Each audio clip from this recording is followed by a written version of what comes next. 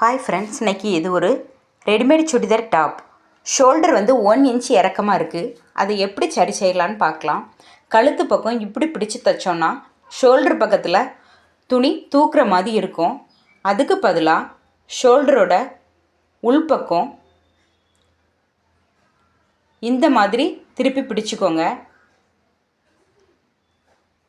ரெண்டும் சரி சமமாக இப்படி மடித்து ஷோல்டர்லேருந்து அந்த பக்கம் ஒரு 2 இன்ச், இந்த பக்கம் ஒரு 2 இன்ச் இப்படி மார்க் பண்ணி விட்டுக்கலாம். இப்போ தைக்க ஆரம்பிக்கும்போது நீடில் பாயிண்ட்லேருந்து ஆரம்பிக்கணும்.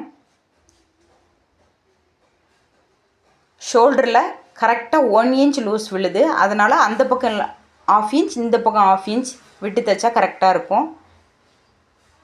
இப்போ பார்த்தீங்கன்னா தையல் வெளியே தெரியாத அளவுக்கு ஃபினிஷிங் நீட்டாக இருக்கும். பிடிச்சிருந்தால் லைக் பண்ணுங்கள். தேங்க்யூ.